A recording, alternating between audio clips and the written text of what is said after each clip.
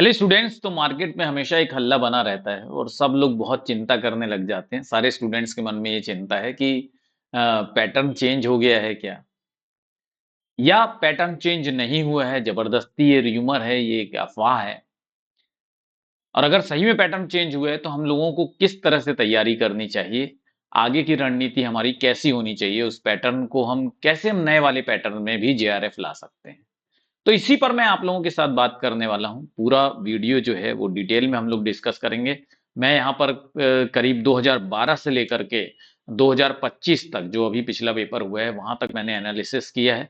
और मैं दो बहुत इंपॉर्टेंट थिंकर्स हैं जिनको आप बहुत अच्छी तरह से जानते हैं। वो तो थिंकर मैंने इसलिए चुने हैं ताकि वो जो सोशियोलॉजी का जो भी स्टूडेंट होता है वो सब लोग उन दो थिंकर से अच्छे खासे से तरीके से परिचित होते हैं। तो आपको उन दोनों थिंकर्स के जो क्वेश्चंस हैं वो अगर आप एक बार देख लेंगे तो आपको जो पैटर्न है वो अच्छी तरह से समझ में आ जाएगा। और आपको लास्ट में मैं ये भी बताऊंगा आपको पूरे डिटेल में कि आपको इस बदलते हुए पैटर्न में कैसे तैयारी करनी है, कौन कौन सी चीजें हैं जो आपको पढ़नी चाहिए, जिससे कि आप उन क्वेश्चंस को, जो चेंजिंग पैटर्न्स है उसमें जो क्वेश्चंस पूछे जा रहे हैं, वो आप आसानी से कर पाएंगे, एड्रेस कर पाएंगे।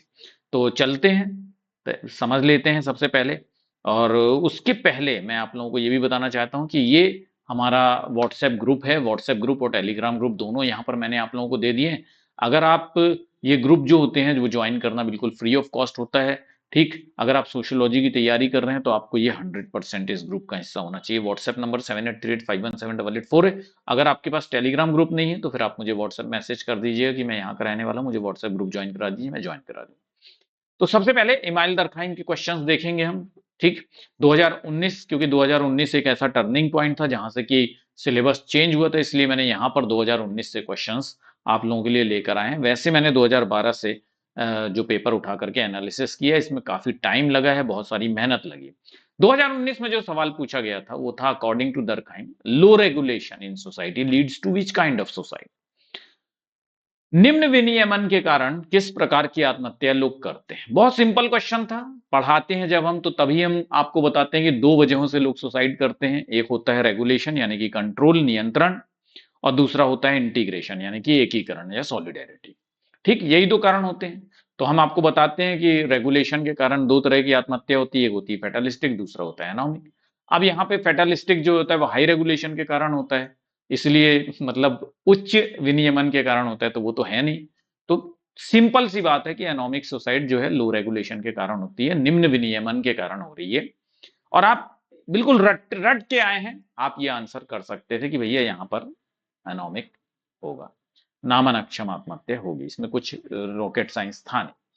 फिर उसके बाद 19 में, और एक बात और मैंने यहाँ पर एक पैटर्न नोटिस किया कि जो 2019 के आसपास तक जो सवाल पूछे गए वो पूरी ट्रेडिशनल सोशियोलॉजी से थी। वहां पे डायनेमिक सोशियोलॉजी बहुत कम थी, वहां पे एप्लीकेशन पार्ट बहुत कम था। ठीक है, तो ये भी याद रखिएगा। 2019 में फिर से एक सवाल आया जिसमें एजुकेशन पे सवाल था। सीधे सीधे डेफिनेशन दे दी गई थी और पूछा कि ये बताइए कि ये डेफिनेशन किसकी है। ठीक, तो यहाँ पे जो थिंकर्स थे उसमें भी आप अच्छी तरह से अंदाजा लगा सकते थे कि ये डेफिनेशन किसकी है, तो ये डेफिनेशन इमाइल दरखाइन की थी। 2019 में ही सवाल आया, टोटेमिज्म के लिए किस कम्युनिटी का अध्ययन किया गया, रटा हुआ सवाल था। टोटमवाद के लिए किस समुदाय का अध्ययन किया है, तो भैया ऑस्ट्रेलियन अरुंटा का अध्ययन किया है। ठीक, तो फिर उसके बाद 2020 में आया। अब 2020 में देखिए सवाल दिखना बंद हो जाएगा आपको कि यार बिल्कुल एकदम ऑब्जेक्टिवली नहीं दिख रहा। यहां पर पूछा है कि इनडायरेक्ट एक्सपेरिमेंट का मतलब क्या है मैलर के लिए, अप्रत्यक्ष प्रयोग क्या होता है। देखिए चेंज 2019 तक जो चीजें आप देखते थे वो पूरी तरह से फैक्चुअल होती थी, यहां पे बदलाव शुरू हो रहा है। यहां पे अब आपको डायरेक्ट आप देख करके नहीं कर सकते थे, आपको इनडायरेक्ट एक्सपेरिमेंट क्या होता है यानी उसके मेथडोलॉजी पे सवाल आए। तो इसको हम क्या कहते थे, कंपेरेटिव मेथड कहते थे, याद रखिएगा, तुलनात्मक विधि। ठीक, फिर उसके बाद 2021 में देखिए किस तरह का सवाल आ रहा है। देखिए कैसे अंदर जा रही है चीजें।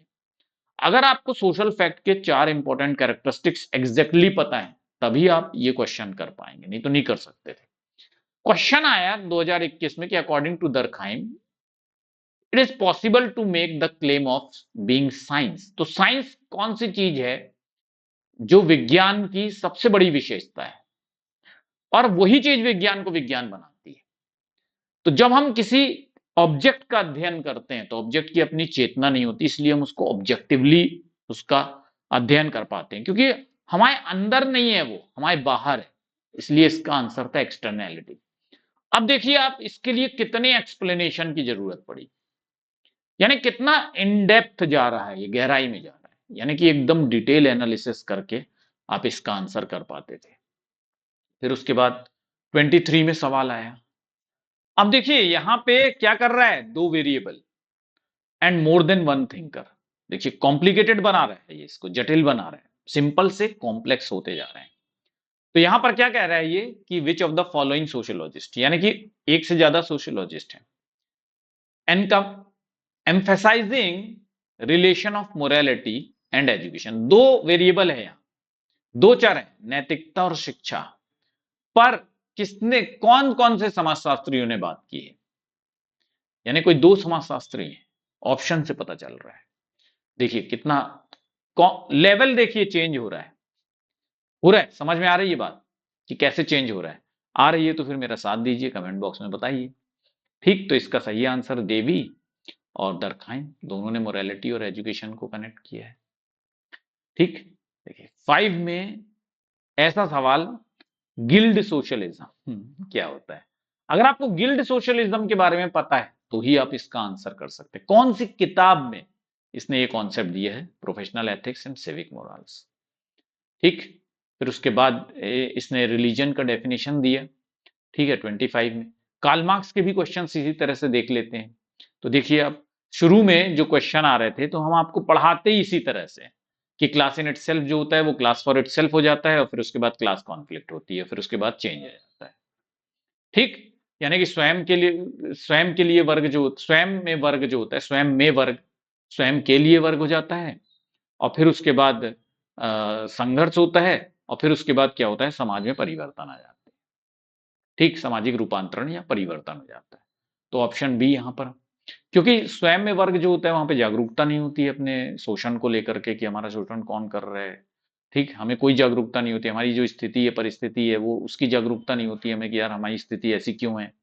क्लास फॉर इटसेल्फ में जो कैपिटलिस्ट होता है वहां पे एक अपॉर्चुनिटी मिलती है श्रमिकों को, कि भाई सब लोग मिल करके बहुत बड़ी संख्या में रहते हैं, तो वहां पर आपको एक अपॉर्चुनिटी मिल जाती है। कैसी अपॉर्चुनिटी मिल जाती है, ऐसी अपॉर्चुनिटी मिल जाती है कि आप साथ में मिलकर के एक दूसरे के साथ डिस्कस करते हैं, जागरूकता आती है। ठीक, और फिर जागरूकता आ जाती है तो फिर आप संघर्ष करते हैं, फिर उसके बाद समाज में परिवर्तन आता है ना।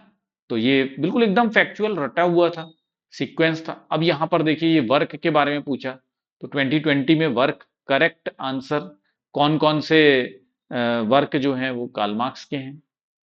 फिर उसके बाद देखिए आप कैसे परिवर्तन आया 2021 में, देखिए क्वेश्चन आस्किंग पैटर्न, कि which of the following is not correct. यानी अगर आपको मार्क्स का पर्सपेक्टिव आपको अच्छी तरह से पता है, अगर आप व्याख्या पर कर पा रहे हैं, एनालिसिस कर पा रहे हैं, तो आप इस क्वेश्चन का आंसर कर पाएंगे। अगर आपको मालूम है कि कार्ल मार्क्स बोलता है कि कोई भी श्रमिक होगा तो उसके लिए लग्जूरियस लाइफ तो हो ही नहीं सकती, तब आप इसको गलत कर पाएंगे। यहां पे पूछा है नॉट, विलासितापूर्ण जीवन नहीं होता है किसी भी श्रमिक के, समझ गए।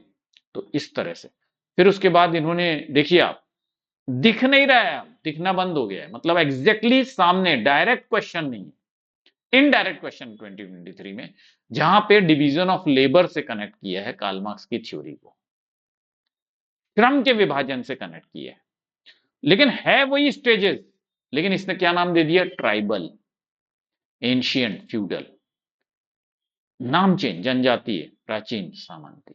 यानी आप सही वर्ड को पहचान पा रहे हैं कि नहीं पहचान पा रहे। करेक्ट सीक्वेंस पूछा है स्टेजेस का। ठीक, इस तरह से डिटेल एनालिसिस पे। और Karl Marx engage in the process of objectification, objectification यानी वस्तुकरण से सवाल आया। स्टेटमेंट दे दिए ढेर सारे, अब आप एनालिसिस कर पा रहे हो कि नहीं कर पा रहे, समझ गए, क्योंकि ऑब्जेक्ट होना साइंटिफिक।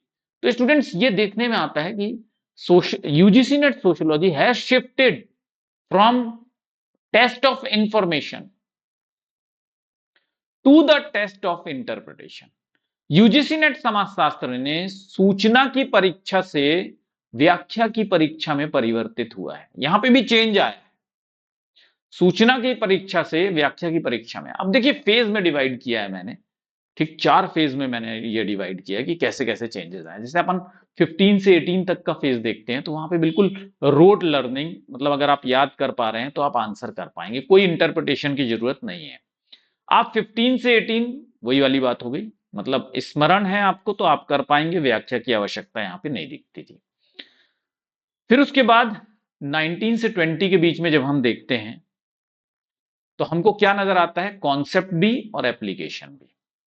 ठीक, जैसे दरखाइम और का क्वेश्चन पूछा है ये सुसाइड वगैरह पे, तो इनडायरेक्ट एक्सपेरिमेंट पूछा है, तो इसका मतलब रोट मेमोरी से कॉन्सेप्चुअल क्लैरिटी तक हम आ गया। मतलब अगर आपको कॉन्सेप्ट क्लैरिटी तो आप आंसर कर पाएंगे, नहीं तो नहीं कर पाएंगे।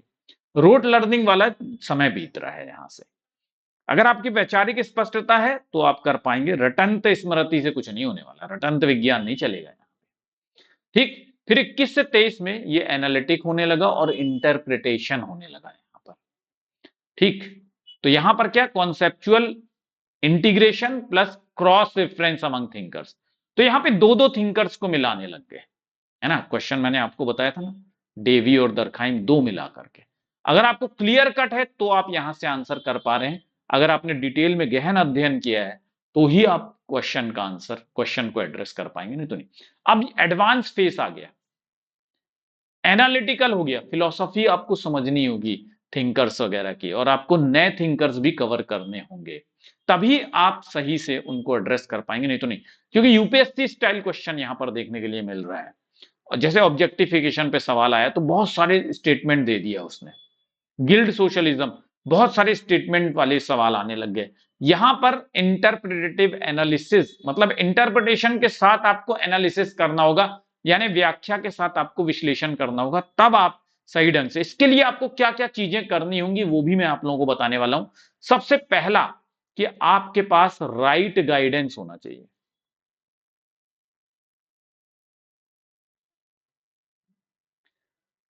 आप एक्सपीरियंस्ड टीचर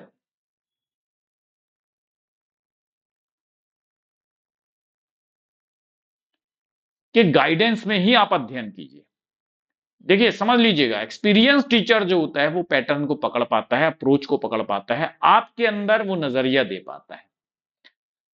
थर्ड बहुत इंपॉर्टेंट चीज है कि डिटेल स्टडी आपकी होनी चाहिए। जैसे आपने अभी देख रहे होंगे कि बहुत सारे लोग क्या करते हैं कि ऊपरी तौर पर एक पेज लेकर आते हैं, उसमें 20 ठो थिंकर होते हैं, सब धड़ धड़ धड़ धड़ धड़ धड़ आपको पढ़ा दिए, हो गया। वैसे से काम नहीं बनेगा, क्योंकि अभी वाला जमाना जो है वो इंटरप्रिटेशन वाला जमाना है। यहां पे आपको क्या करना होगा, जैसे ओल्ड कॉन्सेप्ट है उसको न्यू थिंकर ने किसी ने अगर उसको रीएड्रेस किया है तो वो इंपॉर्टेंट हो जाता है। ठीक, अब हजारों थिंकर हैं, आप कहां तक भटकते फिरोगे, समझिए। तो वो हम लोग जो होते हैं, एक्सपीरियंस फैकल्टी जो भी रहेगी ना, एक्सपीरियंस टीचर जो भी रहेगा, वो आपको सही दिशा में सही तरीके से आपको काम करना बता देते हैं। और सबसे इंपॉर्टेंट चीज है यार, जिस टीचर को आप देख रहे हैं अगर उसका समझ में आ जा रहा है और वहां से सिलेक्शन हो रहे हैं तो फिर वो अच्छा है। मेन इंपॉर्टेंट बात है कि आपका सिलेक्शन होना चाहिए। ठीक, तो ये सारी चीजें। और अब आपको क्या करना होगा, तो आपको एनालिटिकल स्टडी यानी विश्लेषणात्मक अध्ययन करना चाहिए। और जो मेरा मतलब हमेशा मैं बोलता हूं, मेरा तकिया कलाम है कि रिवीजन रिवीजन रिवीजन, खूब रिवीजन कीजिए, अंडरस्टैंडिंग बढ़ाइए सब्जेक्ट को लेकर के। अगर अंडरस्टैंडिंग आपने बना ली तो आपको कोई भी रोक नहीं सकता है एग्जाम क्वालिफाई करने से। और वो कैसे आएगा, बार बार पढ़ने से, रिवीजन, समझिए। तो इतना काम कीजिएगा स्टूडेंट्स, 100% आपको सक्सेस मिलेगी। और मैं समझता हूं कि देखिए ये जो पैटर्न है ना, ये आपको दे रहा हूं मैं इतने कम समय में, लेकिन इसके लिए आप मानिए मेरे को 4 दिन लग गए। ठीक, 2012 से लेकर के मैंने 2025 तक के जो पेपर्स हैं उनको उठाया, उसको एनालिसिस किया, तो इसलिए मैंने आपके लिए इतना किया है। मैं जानता हूं कि आप लोगों को फायदा भी हुआ होगा, आप लोग भी मेरे लिए कीजिएगा, इसको सब्सक्राइब कर लीजिएगा चैनल को, और शेयर जरूर से कीजिएगा, और लाइक नहीं किया है तो लाइक जरूर से कर दीजिएगा। और अगर अभी तक मेंबर नहीं बने हैं स्टूडेंट, तो ये फ्री ऑफ कॉस्ट ग्रुप होता है। ठीक, टेलीग्राम ग्रुप स्कैन कर लीजिए, दोनों टेलीग्राम ग्रुप का हिस्सा बन जाइए। अगर मान लीजिए आप टेलीग्राम नहीं चलाते हैं, बहुत सारे बच्चे नहीं चलाते, लेकिन व्हाट्सएप जरूर चलाते होंगे, तो ये मेरा ऊपर नंबर है 7838517884। आपको क्या करना है, यहाँ पर कॉल मत कीजिएगा, आपको मैसेज करना है, अपना नाम और अपना प्लेस, और बोल देना है कि सर मुझे व्हाट्सएप ग्रुप ज्वाइन करा दीजिए। ठीक, मैं आपको व्हाट्सएप ग्रुप का हिस्सा बना दूंगा। वहां पर आने का फायदा ये होता है, और चैनल को सब्सक्राइब करने का ये फायदा होता है कि आप जो इंपॉर्टेंट वीडियोस होते हैं, जो ट्रेंड चल रहा है, वो आपको पकड़ में आता है, और आप आसानी से क्वेश्चंस जो हैं वो कर पाते हैं। ठीक है, फ्री ऑफ कॉस्ट होती हैं ये सारी चीजें, तो सब्सक्राइब भी कर लीजिए चैनल को, और एनरोल मतलब ये जो ग्रुप है इसको ज्वाइन कर लीजिएगा। Thank you very much, all the best.